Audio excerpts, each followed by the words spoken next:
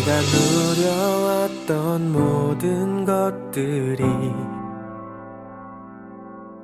내가 지나왔던 모든 시간이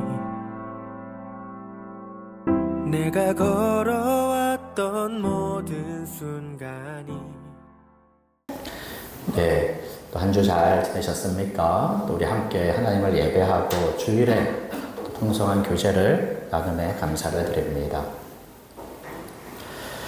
지금 우리는 교회에 관한 말씀을 우리가 좀 살피고 있습니다.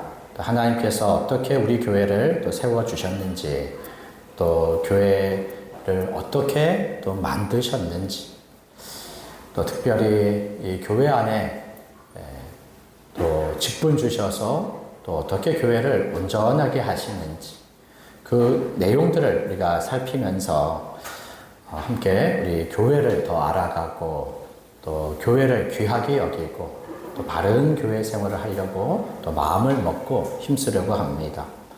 또 오늘은 하나님께서 교회에 주신 사명을 함께 우리가 생각해 보려고 합니다.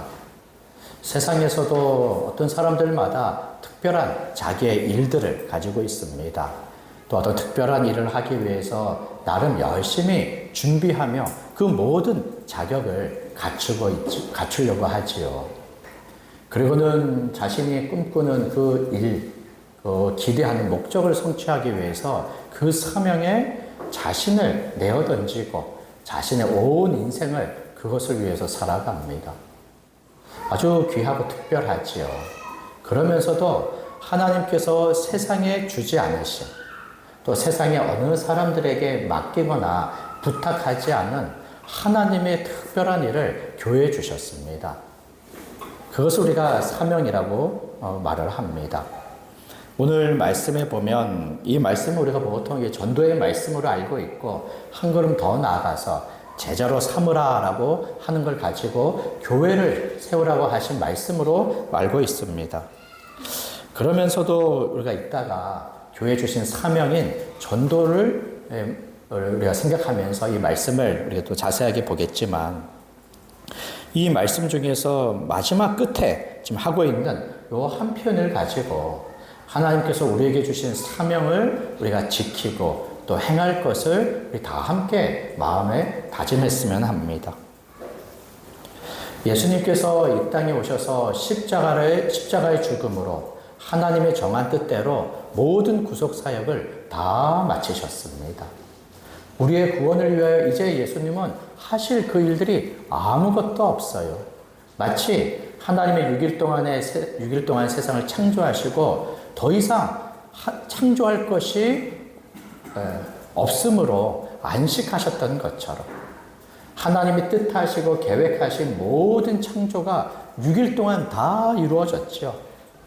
7일째 안식이고는 8일째 계속해서 하나님은 온 세상에 복을 주시며 안식하셨습니다. 6일 동안 하나님의 뜻한 창조가 다 이루어진 것처럼 예수님께서 이 땅에 오셔서 십자가를 끝으로 하나님의 구속사역을 다 마치시고는 하나님은 이것을 옳게 여기시고 인정하시고 이것을 받으심으로 예수님의 십자가 사역을 통한 구원을 온 세상에 베풀어 주십니다. 그러기에 이제 예수님은 우리의 구원을 위하여 행하실 것이 아무것도 없어요. 십자가의 죽음으로 구원을 이루기에 충분한 것이었습니다. 또다시 고난을 받으시거나 또 죽음 당하실 것이 없어요. 이제는 하나님께서는 성령을 통하여 그리스도 안에서 이루신 구원을 우리에게 적용하여 주시는, 베풀어 주시는 그 일만을 하고 있는 것입니다. 예수님은 우리의 구속사역을 다 이루시고 하나님께로부터 인정받아 부활의 생명을 얻으시고 또 높임을 받아 온 세상 만물을 다스리시는 주님이 되셨습니다. 여기 18절에 보니까 하늘과 땅의 모든 권세를 내게 주셨다. 바로 예수님이 하나님으로부터 만물의 주님으로 인정되셨다는 것을 말해주는 것이죠.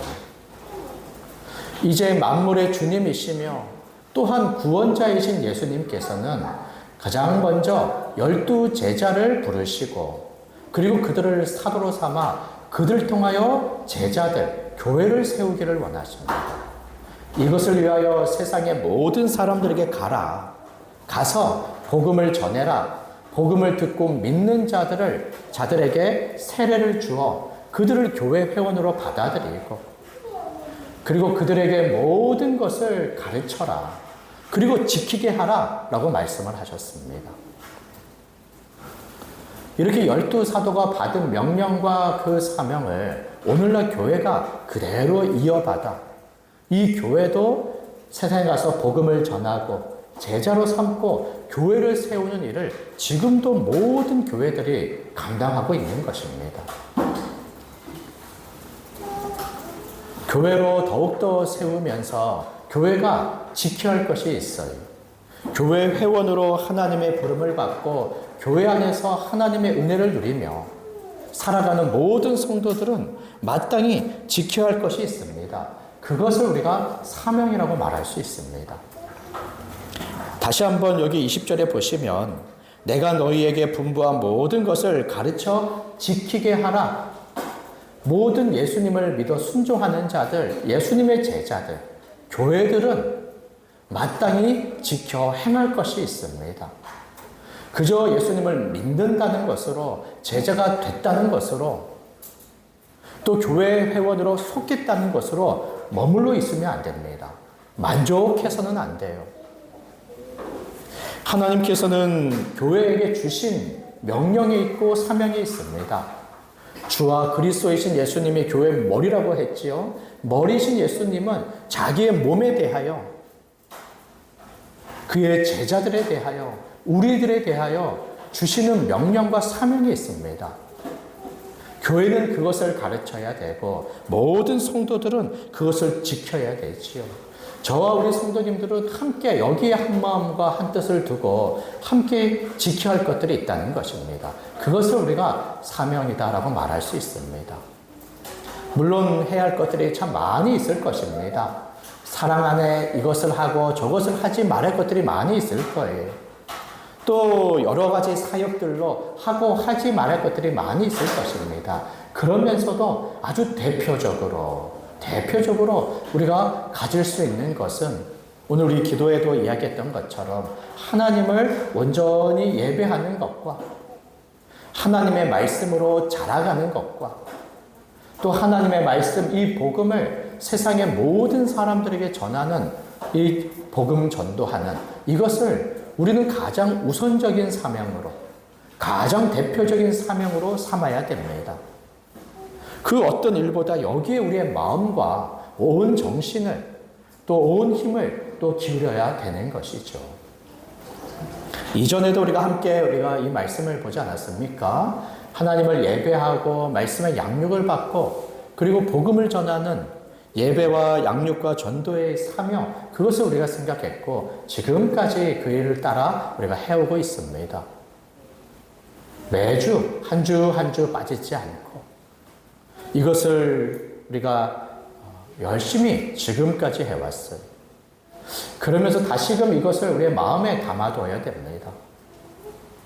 또 앞선 이들과 혹여나 이 일들에 있어서 뒤처진 자들이나 이거에 대한 이해가 부족하고 또 생각이 모자르고 또 이것에 있어서 마음을 늦추고 또 힘쓰지 않는 자들을 우리가 돌아보면서 우리 모두가 여기에 한 마음과 한 뜻을 가지고 다시 열심을 품어야 할 겁니다. 지금 예배하는 일에 참여하고 있습니까? 그렇다면 어떻게 예배에 참여하는지, 어떻게 힘을 더 기울일 수 있는지, 바른 진리를 따라 예배하고 좋은 예배의 분위기를 갖춰가며 또 다른 이들의 예배를 위하여 내가 섬길 것은 없는지 예배에 더 힘을 써야 될 겁니다. 말씀의 양육에 있어서도 마찬가지죠. 다시 하나님의 말씀을 양육받아 온전히 자라가며 그리스도를 닮으며 그리스도의 모든 것으로 충만하며 하나님이 주신 사명과 모든 사역들에 더욱더 힘쓸 뿐만 아니라 말씀의 지식에 모자르고 또 믿음을 갖는 일에 어려운 자들을 찾아가서 말씀을 알려주고 권하고 또 힘과 용기를 북돋아주고 연약한 자들을 위하여 기도하면서 모두가 함께 자라가는 이 양육에 더욱더 힘써야 될 겁니다. 복음 전도도 마찬가지죠. 이것이 가장 좀 마음의 부담감을 갖고 또 어려움을 겪는 일이죠. 그래서 어느 한 사람을 위하여 기도하고 그를 찾아가고 또 입을 벌려 그에게 복음을 전하는 한 사람에게 한 번 복음을 전하는 것을 시작으로 이제 그 일들을 우리 남은 인생 동안에 계속해서 힘써가고 또 교회적으로 정한 전도의 모든 모임과 일들에 함께 참여하면서 우리 교회는 한 걸음 더 하나님께서 우리에게 주신 사명, 예배와 양육과 복음 전하는 것들에 우리가 힘을 써야 하는 것이죠. 그러기에 하나님의 말씀에 따라 사명을 어떻게 얘기를 하고 있는지, 어떻게 함께 힘을 모아 이 일들에 더욱더 힘쓸 수 있는지를 함께 생각해 보도록 하겠습니다. 하나님을 예배하는 것에 있어서는 참 우리가 모두가 공감하고 또 아주 중요하게 생각을 할 겁니다. 일찍이 예배 생활을 시작했고 지금도 하나님을 예배하는 일에 참여하고 있지 않습니까? 하나님께서는 이렇게 하나님을 예배하도록 우리를 불러주셨어요. 하나님이 우리를 목적으로 삼아 하나님의 백성으로 부르시고는 우리에게 원하시고 가장 기대하시는 것은 하나님을 예배하는 일일 것입니다. 우리는 이것에 너무나 익숙해져서 때로는 식상하게 여기고 여기에 마음을 두지 않아서 때로는 마음의 어떤 큰 기쁨이나 감사 없이 그저 좀 이렇게 모양새로만 형식으로만 참여할 때도 있을 텐데 그래서 어느새 예배가 굉장히 시들해지고 시큰둥해지고 어떤 기대감이 없고 또 이런 영적인 어떤 긴장감들을 좀 잃은 채 우리가 참여하고 있는지 모르겠습니다. 좀 그렇습니까? 예배하는 마음과 그런 태도들이 어떻습니까? 그러나 누구든지 하나님을 예배하는 거에 있어서는 그 중요성을, 필요성을 갖고 있을 거예요. 이것을 부인하지 않을 것입니다. 하나님께서는 우리로 하나님을 예배하도록 우리를 불러주셨어요. 그럴 때 우리는 이것을 어떤 마음의 인색함이나 억지로 하나님을 예배하지 않습니다. 예배하도록 하나님께서 우리를 강제적으로 이끌어 주셔서 내 마음에 원하지도 않는데 강제적으로 나와서 하나님을 우리가 힘들고 아주 피곤하게 예배하는 것이 아니죠. 하나님께서 우리를 하나님을 예배하도록 부르실 때 하나님의 모든 복을 우리에게 넘치도록 베풀어 주셨습니다. 우리 교회에 관한 말씀을 할 때 첫 번째 말씀 기억납니까? 에베소서 1장 3절부터 14절의 말씀. 하나님께서 우리에게 모든 복을 주셨다라고 우리가 이야기하면서 어떤 복 주셨는지를 하나하나 찾아보면서 이 모든 것은 하나님을 찬양하고 하나님을 예배하도록 하기 위해서다라고 했습니다. 하나님께서 우리를 하나님의 예배하는 자로 부르실 때 먼저 하나님의 큰 복을 우리들에게 베풀어 주셨습니다. 그 복을 우리는 다 받은 자로 살아가고 있어요. 어떤 복을 받았습니까? 단지 눈에 보이는 것으로만 지금 계산합니까? 그러면 하나님의 복을 받았나 의심하는 분들 계실 거예요. 내 몸이 약하고 내 생활은 점점 어려워지면서 모든 것이 내 뜻대로 되지 않은 그러한 상황들에 처해 있을 때 과연 무슨 복을 받았나 생각이 들지 않습니까? 그러나 성경을 펴서 하나님께서 우리에게 베풀어 주신 복이 단지 눈에 보이는 또 육체적인 또 물질적인 또 세상의 것으로 내 마음을 내 삶을 채워주는 것이 아닌 것을 우리가 안다면 하나님이 우리의 일상에 필요한 모든 것을 외면하지 않고 돌봐주시면서도 그것이 하나님이 우리에게 주시는 복이 전부가 아니고 또 내 마음에 원하는 만큼 채워주는 것이 아니라 하나님께서 우리에게 말씀하여 주신 것을 우리가 생각해 볼 때 그 복으로 인하여 하나님에 대한 감사의 마음과 또 하나님에 대한 기쁨의 마음으로 하나님을 예배하게 될 겁니다. 창세기 1장 3절부터의 말씀들은 어떤 거였습니까? 창세 전부터 하나님께서 우리를 택하시고 우리를 예정하셔서 우리를 거룩하고 흠이 없게 하시며 하나님의 모든 복을 받을 아들로 삼아 주셨음을 말씀했습니다. 하나님이 주시는 복은 창세 전부터 우리를 택하시고 예정하시는 것이었습니다. 죄와 더러움이 많은 우리들을 거룩하고 흠이 없게 하시고 하나님의 모든 복을 받도록 하나님의 아들 상속자로 삼아 주셨어요. 이 복이 어디 있습니까? 그때 아들로 삼아 주신 우리들에게 하나님께서는 육신적인 것, 물질적인 것을 결코 외면하지 않아요. 이것을 분리시키거나 이것을 아주 별개의 것으로 생각하지 마세요. 육신적이고 물질적인 것은 상관하지 않으시고 영적인 것만 생각하시는 그런 하나님이 아닙니다. 부모도 자기 자녀의 모든 것, 그에게 필요한 모든 것에 관심 있고 모든 것을 돌봐주려고 하지 않습니까? 그저 밥만 먹이는 부모는 없어요. 그의 정서적이고 그의 또 심적인 이런 모든 것에도 관심이 있습니다. 지금 마음이 기쁜지 슬픈지 괴로운지 이것에 다 관심을 가지고 있어요. 그리고 적절하게 위로하고 적절하게 격려하고 또 용기를 북돋아 주죠. 그런 것처럼 하나님께서도 우리를 아들로 삼아 모든 것에 필요를 아시고 모든 필요를 돌봐주십니다. 이 모든 것을 얻도록 예수 그리스도의 피로 그의 대속의 죽음으로 죄사함을 없이 하시면서 모든 걸 받게 하시죠. 구원의 복음의 말씀을 믿는 자들에게 성령을 주셔서 모든 것을 다 받아 누릴 수 있게 하지 않습니까? 그 모든 것을 또 하나님은 은혜로 거저 다 베풀어 주십니다. 우리의 공로를 원하지 않으세요. 우리의 공로라고 한다면 모든 것을 항상 지켜야 할 그 완전한 공로여야 될 텐데 그 완전한 거룩과 의로움이어야 할 텐데 우리는 실패했고 또 다시 기회 준다 하더라도 그것을 감당할 수 없는 무능하고 연약한 사람들입니다. 그래서 그리스도 안에서 주시는 모든 것을 은혜로 거저 다 베풀어 주시는 거예요. 바로 사랑으로 이 모든 것들을 다 행하시죠. 그런 모든 것들로 하나님을 찬양하도록 말하는 것입니다.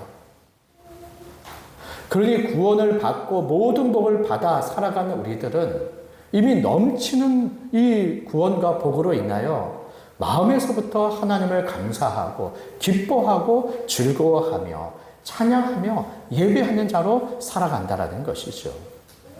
먼저 은혜를 베풀어 주시면서 예배하도록 하시는 것입니다. 우리는 넘치는 은혜를 받고 그 마음에서부터 하나님을 찬양하고 예배하는 거예요. 이것이 얼마나 참 아름다운 일입니까? 아무것도 주지 않고 예배라고 한다면 예배할 것이 있습니까?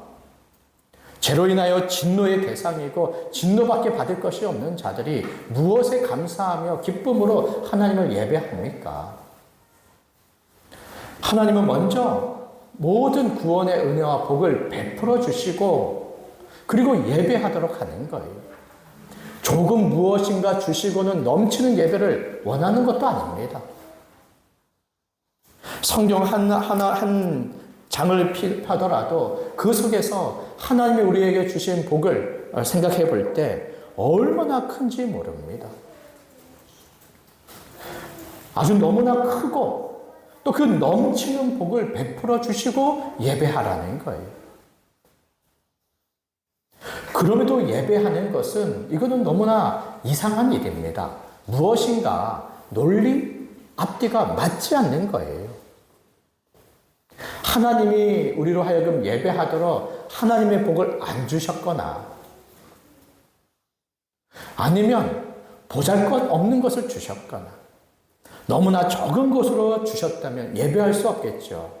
그러나 그렇습니까? 그렇지 않아요. 이것은 우리가 생각할 것도 없습니다. 그럼 왜 하나님을 마음에서부터 우리의 전 인생에 걸쳐서 하나님을 예배하기를 원하지 않고 힘쓰지 않느냐라고 할 때 하나님의 복을 받지 않은 거 아닙니까? 받은 것이 없기 때문에 도무지 그 안에 감사가 일어나지 않는 거죠. 하나님께 받지 않았기 때문에 도무지 하나님을 찬양하고 예배할 어떤 생각이 들지 않는 거죠. 그렇지 않다면 받은 것을 도무지 잊어버리는 사람일 거예요.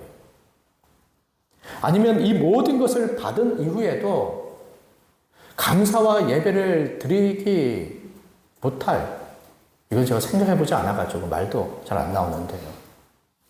그 마음이 도무지 완악하여서 이것도 상상할 수가 없죠. 이거 상상할 수가 없어요. 그런데 우리에게 베풀어 주신 이 넘치는 이 구원의 복을 생각할 때 감사하지 않고 기쁘지 않다? 그것은 이 놀라운 복을 받은 사람들로서는 상상할 수가 없는 일이라는 거예요. 그러니까 받지 않는 것 외에는 뭔가 말할 길이 없는 거예요. 이 넘치는 복을 받았다면 너무나 감사해요. 우리의 육신의 어려움을 겪고 또 물질적인 괴로움을 겪고 우리가 눈에 보이는 이 땅에서의 삶은 좀 크게 기대와 소망이 되지 않는다 하더라도 이미 하나님께서 우리에게 베풀어 주신 것을 생각해 볼 때, 죄의 사함을 얻은 것으로만 생각해 볼 때, 우리가 행한 잘못에 대하여 죄 사하심으로 하나님은 더 이상 정죄하지 않으시고 벌하지 않으시며 그것은 하나님의 모든 것을 우리에게 베풀어 주시는 것으로 이어지게 되거든요. 그래서 또 감사하게 돼요. 하나님의 자녀로 삼아 이제 더 이상 우리를 진노하지 않으시고 우리와 관계하시며 교통하시며 그가 우리에게 오셔서 베푸시는 그 은혜들은 얼마나 큽니까? 마음에서부터 아주 위로를 넘치게 해주시고 격려해 주시고 담대함과 용기를 갖게 해주시고 거룩한 마음을 가져서 또 거룩한 삶을 살아감으로 또 기쁘고 즐겁게 해주시는 분이시죠. 또 그 하나님의 아들 되게 하심으로써 베풀어 주시는 복을 생각해 보면 또 감사와 기쁨이 또 차고 넘치는 거예요. 하나님이 주신 모든 것으로 인하여 우리가 하나님 앞에 마땅히 할 것은 감사와 찬양과 예배하는 것입니다. 하나님은 그것을 원하시죠. 그것을 받기를 원하셔서 하나님은 그 아들까지도 죽음의 자리에 내어주신 거 아니겠습니까? 많은 말씀에 보아도 하나님께서는 우리의 찬양을 받으시고 우리를 하나님의 찬송으로 삼으시는 것을 볼 수 있습니다.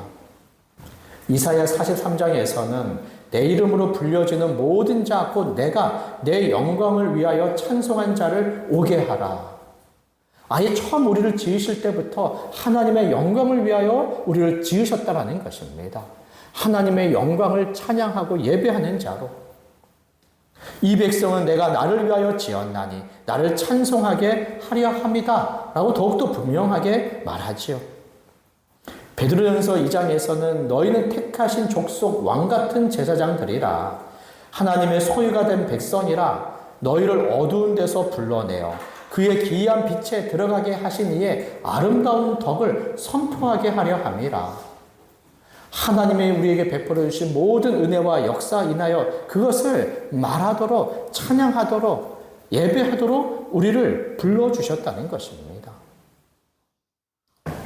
하나님을 찬양하고 예배하는 것에 있어서 우리는 그저 거칠어로만 우리가 예배하지 않습니다.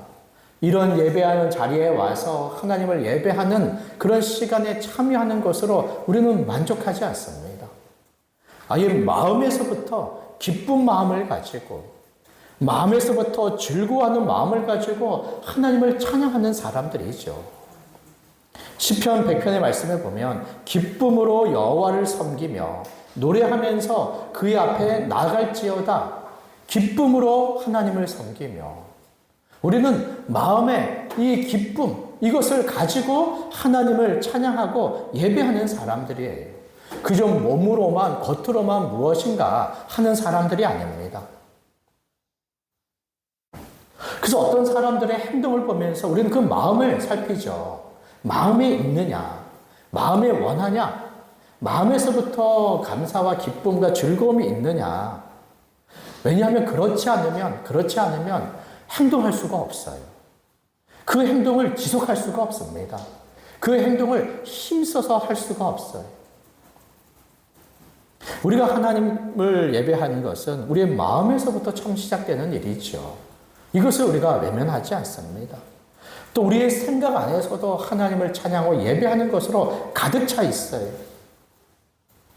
예배하는 마음과 예배하는 생각으로 가득 차 있기 때문에 하나님을 예배하는데 나오는 겁니다. 힘을 쓰는 것이죠. 신명기 말씀에 따라 너는 마음을 다하고 뜻을 다하고 힘을 다하여 내 하나님 여호와를 사랑하라는 그 말씀을 기꺼이 받아들이는 거예요. 이것을 내 손목에 내 이마에 붙여서 항상 기억하라라고 했던 그런 유대인들의 율법의 그런 말씀을 우리의 마음에 새기며 우리는 마음을 다하고 뜻을 다하고 힘을 다하여 하나님을 사랑하며 예배하는 사람들입니다. 그 시작은 바로 하나님께서 우리에게 베풀어 주신 모든 복의 은혜로 인하여 시작이 되죠. 그러나 거기서 멈추지 않습니다. 하나님을 알므로써 성경을 통하여 하나님이 누구신지를 우리가 더욱더 알아가지요. 하나님의 거룩하심을 알고 그의 의로우심을 알고 그의 사랑을 알고 그의 긍휼을 알고 또 그의 능력을 알고 그 하나님을 우리가 알아가면 알아갈수록 하나님의 영광스러움에 대하여 우리는 더욱더 하나님을 찬양하고 예배하게 되는 것입니다. 그리고는 이 주일에 함께 모여 하나님을 예배하는 것뿐만 아니라 우리의 인생 전체에 걸쳐서 고린도전서에서 말씀하는 것처럼 너희가 먹든지 마시든지 무엇을 하든지 다 하나님의 영광을 위하여 하라. 하나님을 예배하는 대로 우리가 살도록 말씀하는 것이죠. 무슨 일을 하든지 마음을 다하여 주께 하듯 하고 이것이 하나님을 예배하는 자의 전 인생에 걸친 우리의 마음과 삶이 되는 것입니다. 특별히 하나님을 예배하는 데 있어서 우리가 이 땅에서 교회로 살아가는 때 하나님을 예배하는 것의 최고의 자리와 또 최고의 시간은 이 주일의 예배의 그 시간일 겁니다. 우리가 공예배라고 하는 이 시간일 거예요. 이 시간은 우리 삼위 하나님을 예배의 대상으로 삼고 어떤 우상이 어떤 이가 이 예배의 대상으로 삼는 것을 우리가 경계하지요. 오로지 삼위 하나님만을 우리의 예배의 대상으로 삼습니다. 그리고 삼위 하나님에 관한 그 진리의 말씀으로 가득 차 있지요. 또 삼위 하나님을 예배하는 요소로 예배 안에 넘쳐납니다. 찬양의 시간, 기도의 시간, 말씀의 시간, 헌금의 시간, 이 모든 시간들은 하나님을 예배하는 그런 요소들입니다. 그리고 그 요소들마다 하나님에 관한 말씀으로 가득 차 있어요. 그리고 이 시간은 하나님께서 우리에게 은혜를 베풀어 주시는 시간입니다. 그 말씀의 시간은 아주 절정을 이루지요. 이렇게 삼위 하나님을 대상으로 그 하나님에 관한 말씀과 요소로 가득 찬 이 주일의 이 예배가 우리가 지상으로서 하나님을 예배하는 최고의 자리고 시간이라는 것입니다. 그러니 우리가 이 예배를 아주 귀하게 여기는 것입니다. 소홀히 여기지 않는 거예요. 사무엘상의 말씀에 보게 되면 나를 존중히 여기는 자를 내가 존중히 여기고 내가 나를 멸시하는 자를 내가 경멸하리라. 경건함과 두려움으로 하나님을 기쁘시게 섬길지니 우리 하나님은 소멸하는 분이심이라. 우리는 이 자리를 최고의 하나님을 예배하는 자리로 여기며 하나님께서도 이 자리 가운데 함께 하세요. 모든 믿는 자들과 함께 하시죠. 특별히 이 자리에 함께 모일 때 우리는 그리스도 안에서 구원하심에 따라 하나됨으로 함께 모여 있습니다. 그러니까 하나님께서도 이 자리가 하나님의 구원의 역사를 이루신 그 결과의 자리입니다. 예수 십자가로 말미암아 우리를 구원하시며 하나 되게 하신 그 사람들이 모인 자리죠. 이 자리에 우리 하나님께서 함께 하셔서 우리의 드리는 예배를 받아주시는 것입니다. 이런 공예배를 중요하게 여기며 우리 자신을 하나님을 예배하기 위한 자로 생각하며 일평생 하나님을 예배하는 것을 기쁨과 즐거움으로 살아가야 할 겁니다. 그럴 때 우리의 예배 시간과 이 자리와 이 예배의 마음과 자세를 다시금 돌아볼 필요가 있습니다. 말씀에 대한 무지나 또 말씀에 대한 믿음이 없다면 하나님을 제대로 예배를 드릴 수가 없어요. 그럴 때 우리는 근본적으로 자기 자신을 살펴야 됩니다. 하나님을 아는 지식이 있는가? 하나님이 누구신가? 어떤 일들을 하셨는가? 나는 그 하나님에 대한 예수님에 대한 믿음이 있는가? 나는 이 모든 복을 받았는가? 근본적으로 이 질문을 던지면서 하나님을 예배하는 자가 되어야 됩니다. 하나님을 알지 못한 채 믿음이 없이 하나님께 아무것도 받지 못한 마치 고아와 같은 자로 목자를 잃어버린 양과 같이 하나님을 예배할 수가 없어요. 감사도 없고 기쁨도 없습니다. 즐거움도 없습니다. 그러니 먼저 하나님을 알고 믿음으로 모든 은혜를 입는 것이 아주 근본적일 것입니다. 이 근본적인 것을 다시금 살펴봐야 되는 겁니다. 그러기에 함께 하나님을 예배하기 위하여 모인 자들로 서로서로를 돌아보아서 이 근본적인 믿음과 마음을 가지고 있는지를 살펴야 되지요.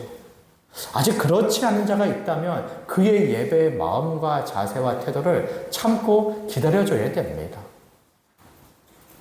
부모들은 자녀가 일찍이 하나님을 예배하기를 원하죠. 그렇지만 거듭남과 회심 전일 때는 이것에 어려움들이 있습니다. 그러니 그 행동들을, 그 태도들을 참아줘야 되지요. 그렇다고 내버려 둔다고 해서 자동적으로 하나님을 예배하는 자로 세워지는 것은 아닙니다. 그래서 하나님을 말해주고 구원의 역사와 은혜들을 알려주면서 믿음을 갖도록 도와야지요.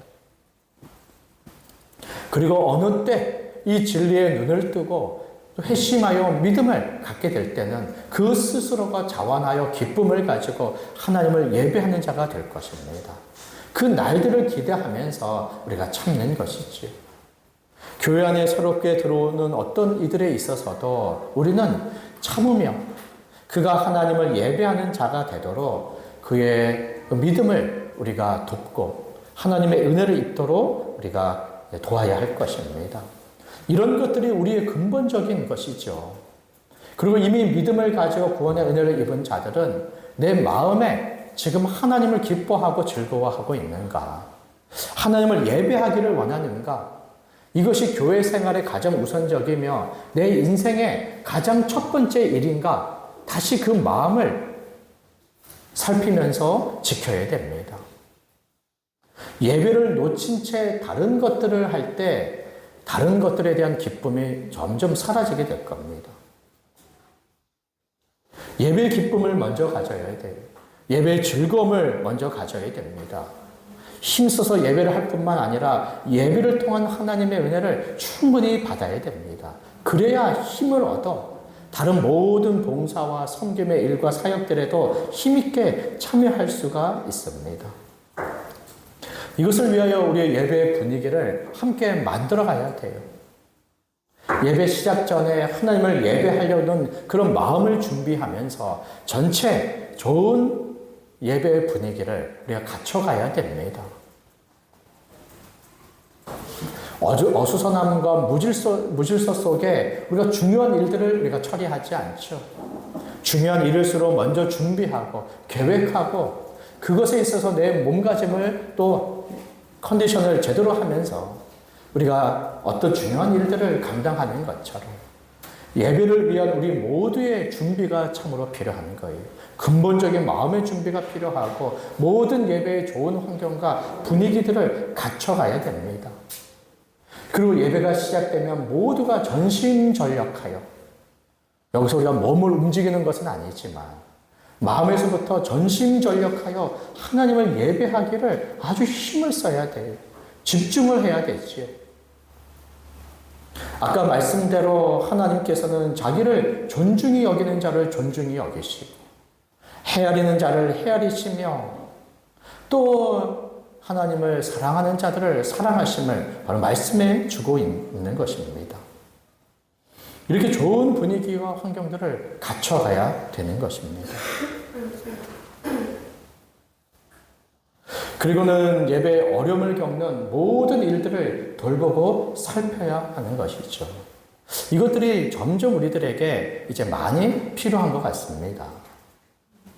어린이를 안고 있는 부모가 있고, 또 이제 어르신들은 때로는 듣는 게 어려울 수도 있고, 또 집중하는 것에 힘이 들 수도 있죠.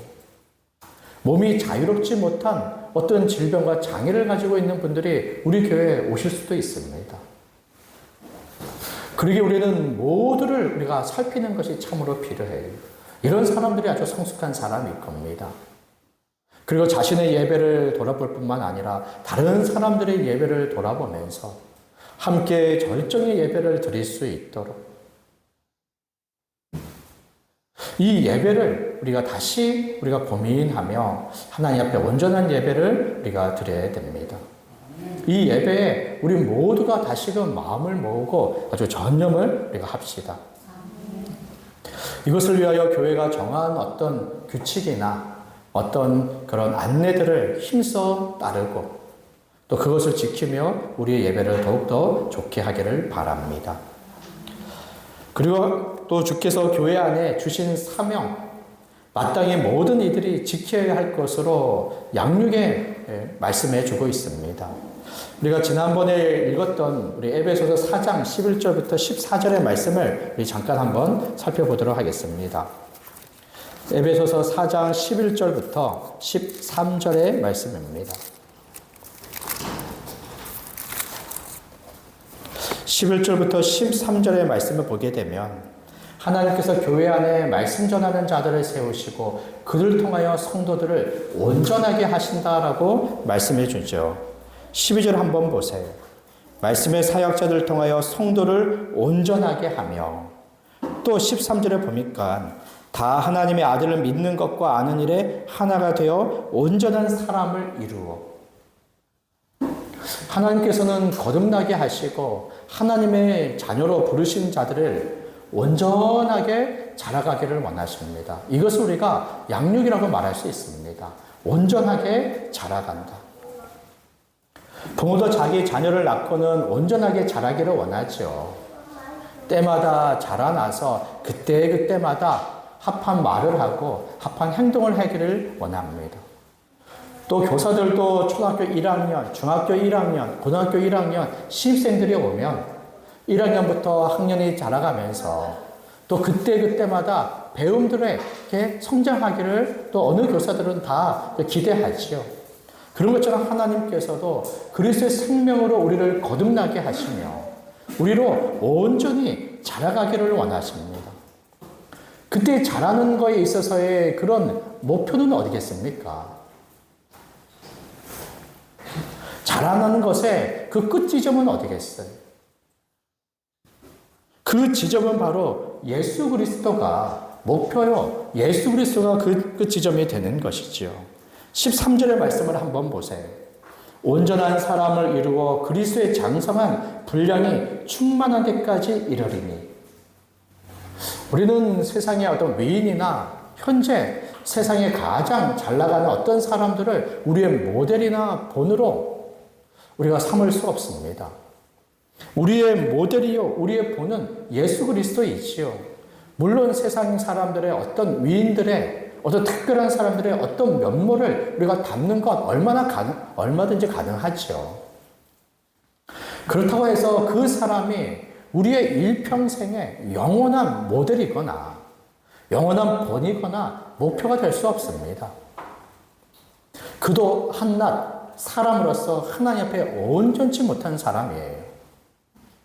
그 사람이 가지고 있는 어느 장점, 강점, 특징들을 한두 가지 우리가 담기를 우리가 기대할 수는 있겠지만 그가 우리의 모든 것의 목적이나 목표가 될 수가 없습니다. 하나님의 사람들의 공통의 목표, 공통의 모델과 보는 예수 그리스도이십니다. 예수 그리스도는 주일학교에서 교사들이 아이들한테 예수를 닮아야지라고 하는 그저 주일학교 때까지만 얘기되는 것이 아니에요. 예수 그리스도를 믿은 지 10년, 30년, 50년이 되었다 하더라도 우리의 나이가 70, 80이 되었다 하더라도 주께서 우리를 부르시는 그날까지 우리가 목표로 삼아야 할 분은 바로 예수 그리스도이십니다. 여기 말씀처럼 그리스도의 장성한 분량에 충만한 데까지 이르는 것이 우리의 목표가 되어야 되는 것이죠. 그러니까 여기에서는 멈출 수가 없어요. 쉼이 없습니다.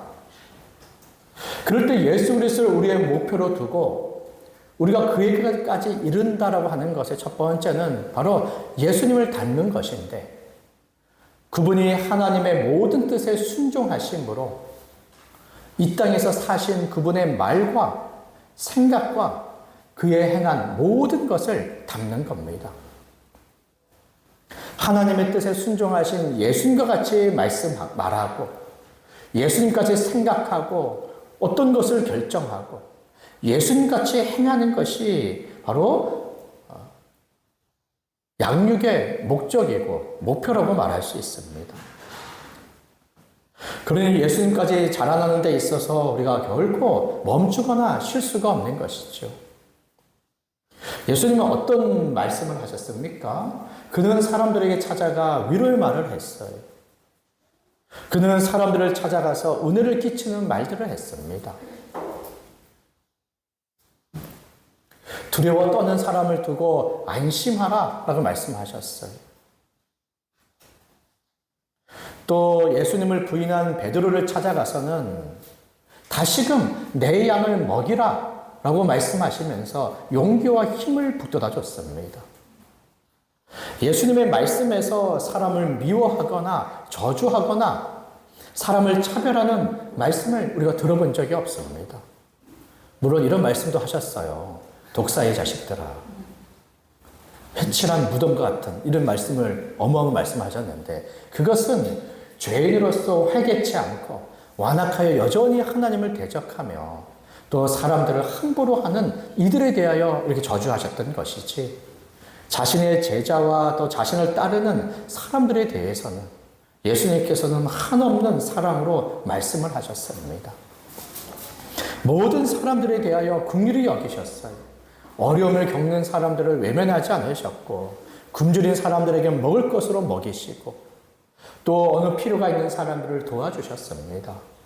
눈이 보이지 않는 사람들을 고쳐주셨고 혈병 앓는 여인을 고치시고 걷지 못하는 자들을 일으켜 세우면서 각 사람의 필요들을 자기의 말씀을 듣겠다고 하루 종일 자신을 쫓아온 사람들이 그 굶주린 것을 보시면서 예수님은 목자 없는 양같이 여기면서 저들을 불쌍히 여기시고 먹을 것을 주셨던 것도 우리가 알지요. 이 모든 것은 하나님의 뜻을 따라 거룩하고 선한 행실들이었습니다. 이 모든 것을 우리가 닮아야 되지요. 예수님이 어떻게 말씀하셨을까? 그 말씀을 생각하지 마세요. 이미 다 알고 있어요. 말씀에 다 기록되어 있지 않습니까? 예수님처럼 생각하고 결정해야 된다고 하면서 예수님은 어떤 결정들을 하셨을까? 하나님 나에게 지혜 주셔서 그것을 가르쳐 주십시오. 밤낮 그렇게 기도하는 것은 어리석은 일입니다. 이미 성경에 예수님의 말씀과 그의 뜻과 그의 삶의 모든 내용들이 기록되어져 있잖아요. 또 성령이 우리 안에 내주하셔서 이 모든 것을 알게 하시고 깨닫고 분별하게 하십니다. 그러니 이미 주신 말씀 안에서 우리가 믿음을 따라 선한 양심을 가지고 생각, 판단하면 되는 것이죠. 그럴 때 우리 주님처럼 말하고 생각하고 행동하는 것, 이것이 바로 주님이 원하시는 일입니다. 하나님의 아들의 형상을 본받는 것, 이것을 선한 뜻으로 삼으시고 모든 일들로 우리를 만들어 가시는 거예요. 하나님은 하나님의 자녀들이 잘하지 않고 이 말과 믿음의 행실에 있어서 사랑의 일들에 있어서 어린아이와 같은 것을 원하지 않으세요. 하나님은 우리의 어떤 행동과 상관없이 그저 다 괜찮아, 좋아 라고 말씀하는 분이 아닙니다. 우리의 연약함을 한없이 기다리시지만 그러나 아무렇지 하나님과 말씀과 그 거룩과 상관없이 그냥 내 마음대로 살아도 되는 것으로 내버려 두시는 분이 아니십니다. 잘하기를 원하시죠. 그리스도를 닮기를 원합니다. 온전하기를 원하는 거예요. 그리고 예수 그리스도에까지 지금 이른다, 잘한다고 할 때는 날마다 그리스도의 것으로 충만하기를 원합니다. 어떻게 예수님같이 말하고 행하며 살아갈 수 있습니까? 그분의 열매와 같이 많이 열매를 맺으며 살아갈 수 있습니까? 그분의 생명이 아니면, 그분의 능력이 아니면, 그분의 지혜가 아니면 우리가 감당할 수가 없어요. 그래서 예수님에까지 자라간다고 했을 때는 그의 충만함에 우리 날마다 머물러 있는 것입니다. 전의 믿음이 작을 때는 하나님과 그리스도에 대해서 아는 것이 작았고, 그가 이루신 것들과 베풀어 주시는 것들에 대해서 우리가 받아들이고 확신하는 것이 너무나 작아서 내게 주신 은혜와 복이 마치 크지 않은 것처럼 대수롭지 않은 것처럼 여길 때가 있었죠. 그때 분명 믿음으로 하는 일들에 있어서도 우리는 아주 미진했을 것입니다. 그런데 어느새 믿음이 자라면서 하나님의 말씀을 아는 것에 자라고 또 동달아 믿음이 자라면서 이제는 어떻습니까? 그리스도가 내 안에 사시고 그리스도의 생명으로 거듭나서 그리스도의 마음을 가져 그리스도의 모든 것으로 무엇이든지 감당할 수 있다는 큰 자신감과 큰 확신에 머물러 있지 않습니까? 바로 그리스도에까지 이르고 자란다고 했을 때는 믿음을 따라 그리스도의 것으로 충만함을 우리가 누리는 것입니다. 그러면 이제는 더 이상 두려워하지 않죠. 이제는 날마다 그 담대함과 용기를 가지고 있어요. 전에는 내 몸 때문에 안 된다. 내 자녀 때문에 안 된다. 부모 때문에 안 된다. 내 지금 직장 때문에 안 된다. 환경 때문에 안 된다. 교회가 이래서 안 된다. 온통 부정적인 생각뿐이었어요. 하나님의 일들에 있어서는 도무지 감당할 수 없는 너무나 작은 자로 자신을 생각했습니다. 그런데 이제는 확연히 달라졌어요. 나라고 하는 사람이 달라진 겁니까? 다시요. 나라고 하는 사람이 전에 없던 능력을 갖게 된 겁니까? 전에 없던 것을 개발하여 이제 내가 더 나은 사람이 된 건가요? 그렇지 않을 거예요. 전과 나를 비교했을 때 나는 나일 겁니다. 무엇이 달라졌습니까? 예수 그리스도에 대한 믿음을 가지고 예수 그리스도의 것으로 그 충만함을 이제 확신하고 누리면서 이제 그리스도 안에서 나는 무엇이든지 나는 감당할 수 있다라고 하는 것이 달라졌을 겁니다. 내 환경도 여전하고 오히려 내가 한 해 한 해 더 나이가 들면서 내 육신은 더욱더 약해져 가지요. 또 자녀도 커가면서 집안으로서는 내가 더 할 일도 더 많아졌어요. 그럼에도 불구하고 나는 그리스도 안에서 믿음으로 무엇이든지 나는 감당하며 나는 더 감당하려고 하는 마음과 이런 자신감들이 생겼어요. 이런 일에 있어서도 우리는 자라가야 됩니다. 더욱더 그리스도의 것으로 충만함에 자라가고 그의 것으로 주님 같은 삶을 살아가는 일에도 우리는 자라가야 되지요. 이 모든 일들을 가능하게 하는 것은 바로 말씀일 겁니다. 그래서 11절에 교회 안에 말씀 사역자들을 세우시고 오늘날 목사를 세우시고 그 말씀을 통하여 모든 성도들을 온전하게 하죠. 그리고는 봉사하고 섬기게 합니다. 13절에 우리가 다 하나님의 아들을 믿는 것과 아는 일에 하나가 되어 교회가 가르치는 그 말씀을 모든 성도들이 믿고 또 그것에 따라 온전함을 이루어 봉사와 섬김을 일들로 교회가 세워지는 것을 바로 말해주고 있습니다. 처음부터 우리 교회는 아주 말씀을 가르치고 배우고 양육하는 일에 힘을 기울였어요. 지금은 성도들이 잘한 것이 있다면, 또 힘을 내어 주를 섬기는 것이 있다면 다 말씀의 은혜일 겁니다. 말씀의 능력일 거예요. 이 말씀으로 하나님께서는 그의 자녀들을 온전하게 하시고 그리스도의 충만함을 누리게 하시는 것입니다. 앞으로도 우리는 이 양육에 아주 전심전력을 다할 것입니다. 저도 배우는 것을 아직 멈추지 않아요.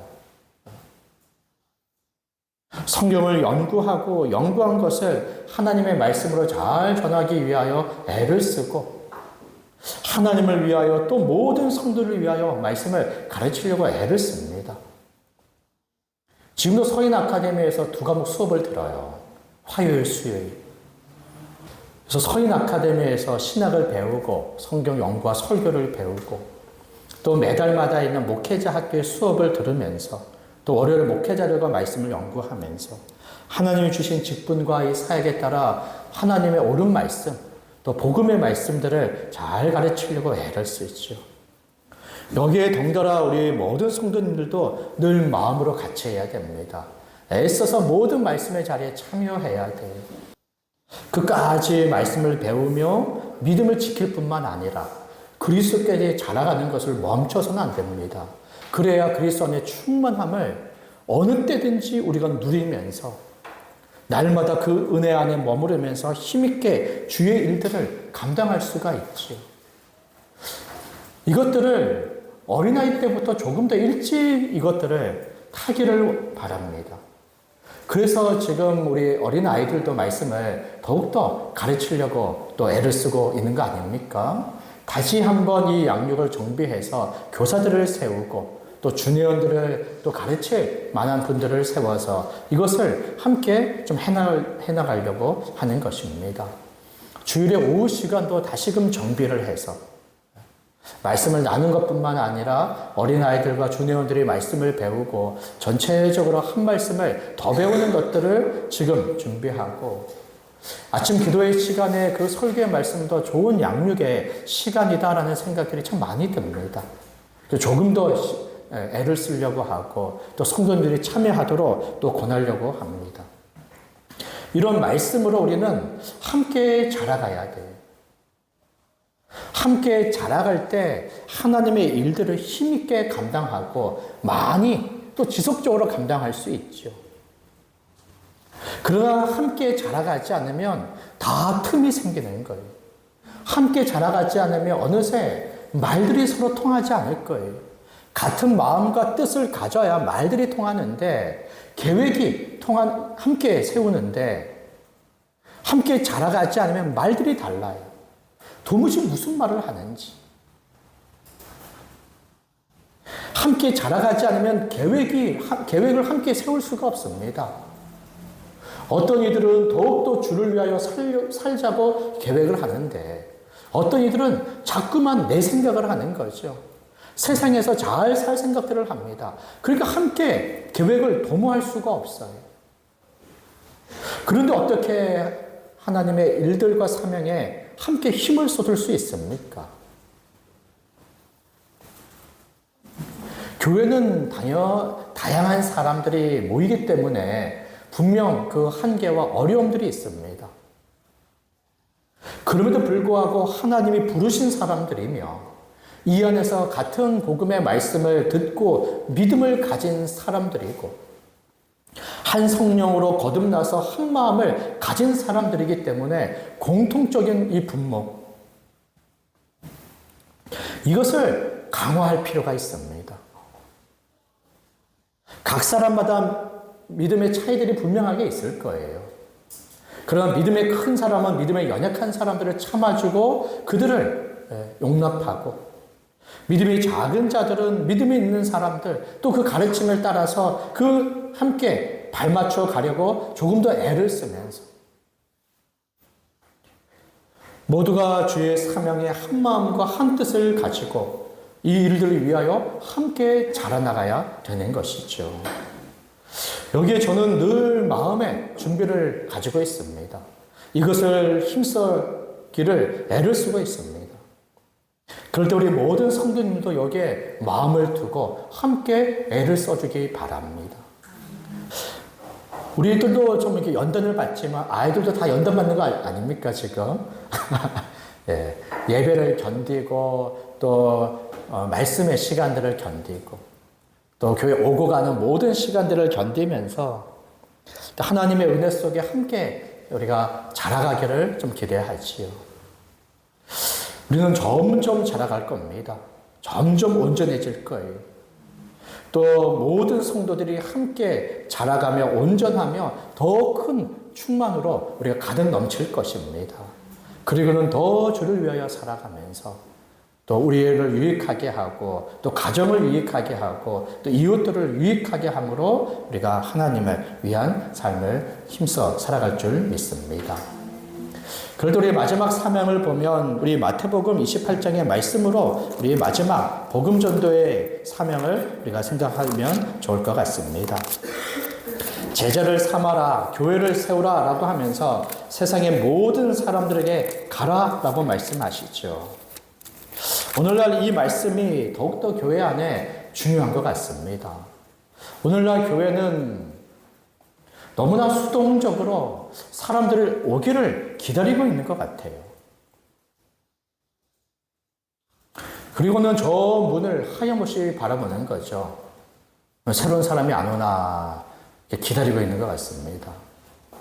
그런데 오늘 말씀처럼 주님께서는 교회를 두고 세상으로 가라라고 말씀하시죠. 죄인들로서는 하나님에 대한 무지함이 있습니다. 그리고 하나님에 대한 거부감이 있어요. 완악함이 차고 넘치죠. 그러니까 스스로 하나님 앞에 나오지를 않습니다. 또 복음의 말씀을 들으려고 하지 않지요. 그렇기 때문에 우리가 가야 되는 겁니다. 사람들에게 가고 세상으로 가고 세상에 가서 복음을 전하고 하나님을 알도록 해야 돼요. 하나님을 이야기함으로 비로소 자기 자신이 누군지를 알게 되지요. 그래서 하나님이 누구신지, 그 자신이 어떤 사람들인지, 하나님이 어떤 복을 주셨는지, 사람이 어떻게 하나님 앞에 행하였는지, 그 모든 일들의 하나님의 심판과 구원하심을 사람들에게 알려줘야 됩니다. 알려줄 때 어느새 사람들이 그 말을 이해하고 그 말씀들을 마음에 받아들이며 그 말씀을 따르는 놀라운 일들이 이루어집니다. 복음의 말씀을 전하는 그 자리에, 복음의 말씀을 심는 자리에 그 열매가 거두어지는 것을 보게 돼요. 우리가 다 그 열매들 아닙니까? 누군가가 복음을 전하고 또 누군가가 우리를 이끌어서 교회로 인도하면서 교회 안에 머무르면서 말씀을 듣고 또 믿음을 갖게 되면서 하나님의 은혜를 우리가 다 입은 자들이 됐어요. 그리고 지금 이렇게 우리가 하나님 앞에 서서 살아가지 않습니까? 그런 것처럼 하나님은 우리로 하여금 세상으로 가기를 명령하시는 겁니다. 가서 복음을 전해야 되는 거예요.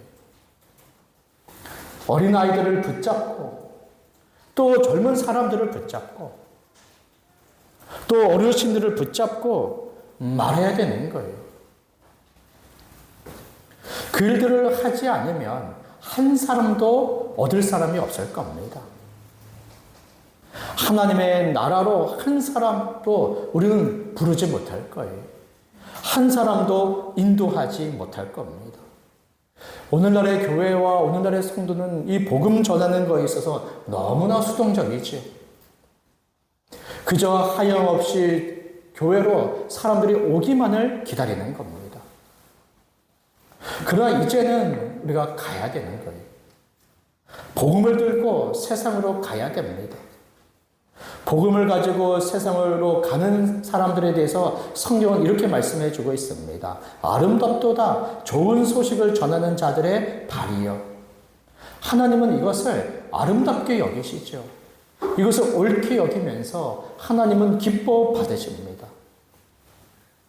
다니엘서 12장 3절에 보면 지혜 있는 자는 궁창의 빛과 같이 빛날 것이고 많은 사람을 옳은 대로 돌아오게 하는 자는 별과 같이 영원토록 빛나리라.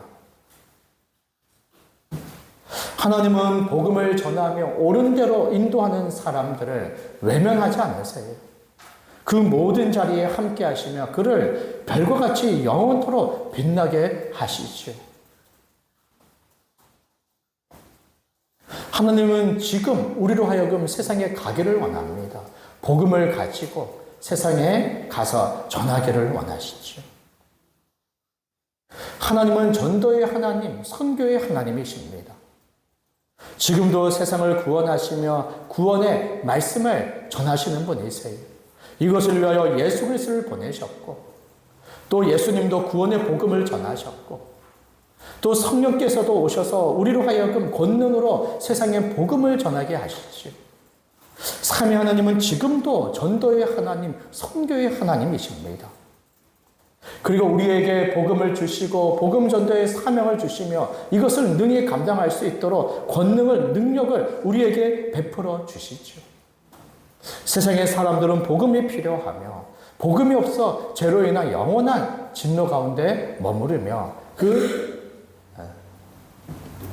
인생을 살아가고 있습니다. 구원의 능력이 되는 이 복음을 우리가 전해야 됩니다.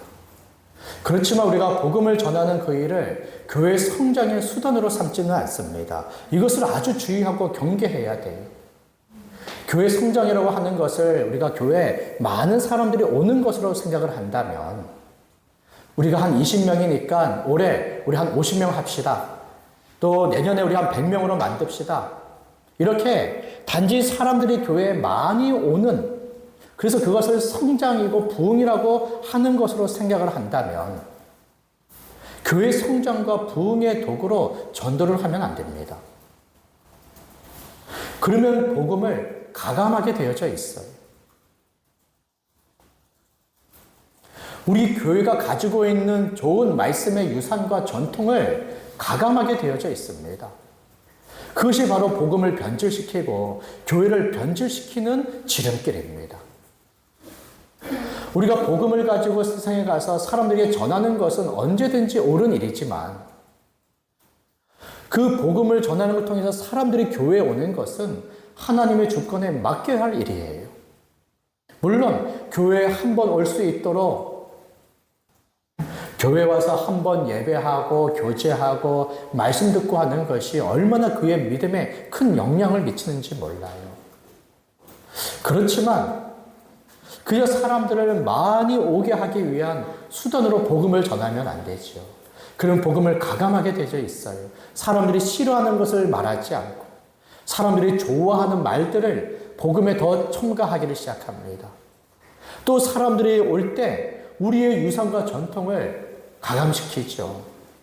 예배 시간을 줄이고 말씀의 시간을 줄이고 또 교회로서 해야 될 것들을 하지 않으면서 사람들로 이 교회에 잘 적응하여서 떠나지 않고 정착하도록 하는 것입니다.